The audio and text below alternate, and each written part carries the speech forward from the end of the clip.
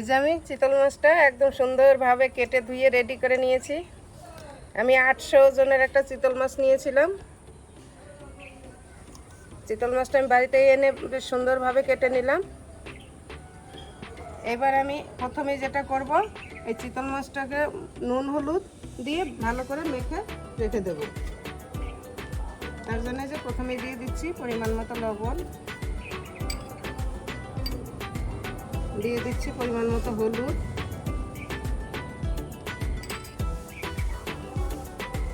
আর সঙ্গে দিয়ে দেবো একটু লেবুর রস।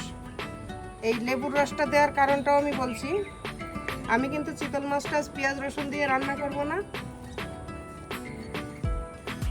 এমনি যে মশলাগুলো হয় সেইগুলো দিয়ে মশলার মধ্যে আমি নিয়েছি।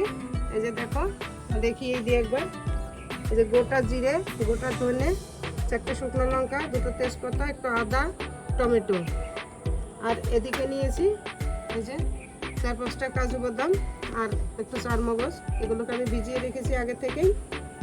আর দেবো একটু গরম মশলার গুঁড়ো, নুন হলুদ এগুলো তো লাগবেই। সাথে থাকবে এই যে কালারের জন্য লাল লঙ্কার গুঁড়ো।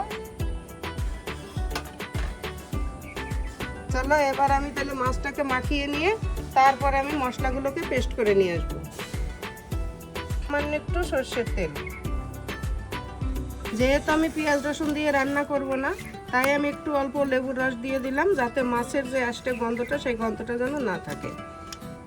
এই যে প্রথমে এই মশলাটাকে পেস্ট করে নেব।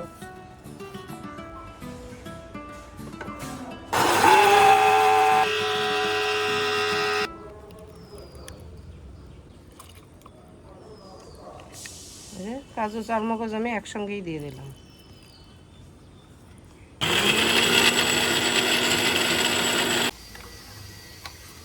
এই যে টমেটো, এর সঙ্গে দেবো 4টে কাঁচা লঙ্কা, কারণ আমি শুকনো লঙ্কা দিয়েছি 4টে।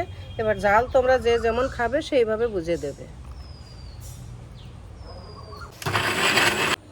এই যে উনুন ধরিয়ে কড়াই বসিয়ে দিয়েছি, কড়াই গরমও হয়ে গেছে, দিয়ে দিলাম সরষের তেল। এবার আমি নুন হলুদ দিয়ে মেখে রাখা মাছগুলো ভেজে নেব। তেল গরম হয়ে গেছে, মাছগুলো একে একে দিয়ে ভেজে নেব।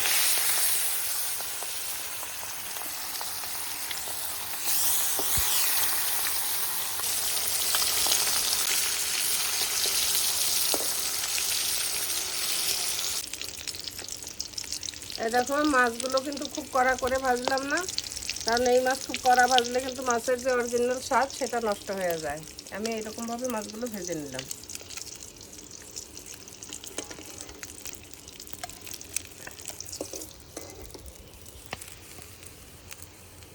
এই যে মাছ ভাজা যে তেলটা ছিল, সেই তেলের আমি আর তেল দিলাম না, এই তেলের মধ্যে দিয়ে দিলাম এই যে একটু গোটা গরম মশলা,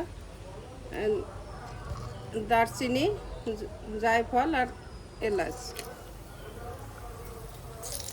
এর মধ্যে আমি এই যে বাটা মশলাগুলো দিয়ে দেবো।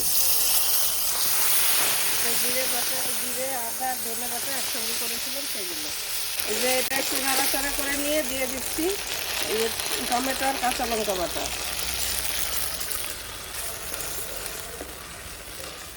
দিয়ে দিলাম পরিমাণ মতো লবণ।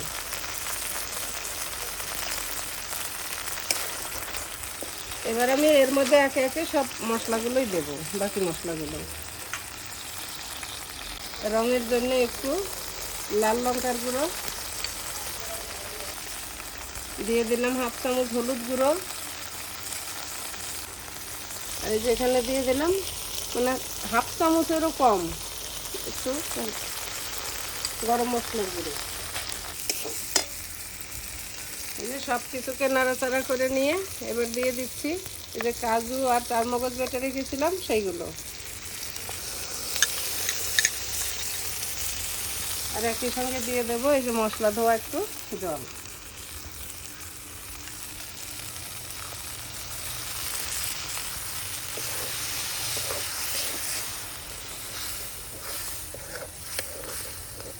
এবার আমি একটু ঢাকা দিয়ে ভালো করে কষিয়ে নেব।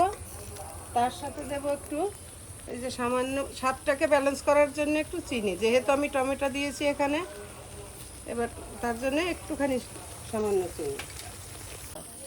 এবার আমি এই মশলাটাকে ঢাকা দিয়ে 2-3 মিনিট কষিয়ে নেব, খুব সুন্দর করে কষিয়ে নেব। ঢাকা দিয়ে কষালে মানে তেলটা খুব তাড়াতাড়ি বেরিয়ে আসে, কষানোটা খুবই সুন্দর হয়। দেখো 2-3 মিনিট ঢাকা দেওয়ার পরে মশলাটা কত সুন্দরভাবে কষে গেছে। এবার আমি একটু দেখে নিই, খুব সুন্দর কষানো হয়ে গেছে। একদম মশলা থেকে পুরো তেল বেরিয়ে এসছে চারিপাশে। এবার আমি এর মধ্যে দিয়ে দেবো পরিমাণ মতো জল। এই যে আমি গরম জল নিয়েছি, আর এই রান্নাটায় অবশ্যই কিন্তু গরম জল দিতে হবে, ঠান্ডা জল দিলে ভালো হবে না। গরম জল দিয়েই গ্রেভিটা খুব সুন্দর হবে।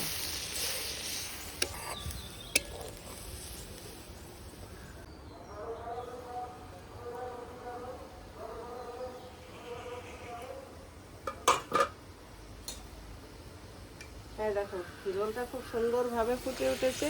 এবার এর মধ্যে দিয়ে দেবো আমি ভেজে রাখা মাছগুলো।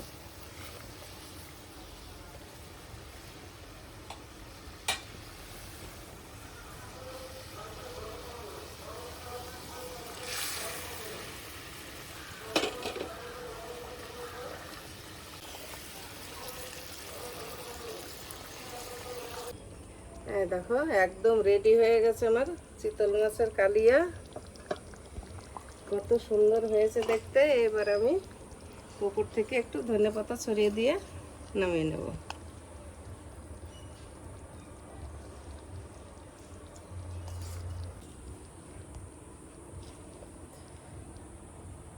দেখো কতটা সুন্দর হয়েছে।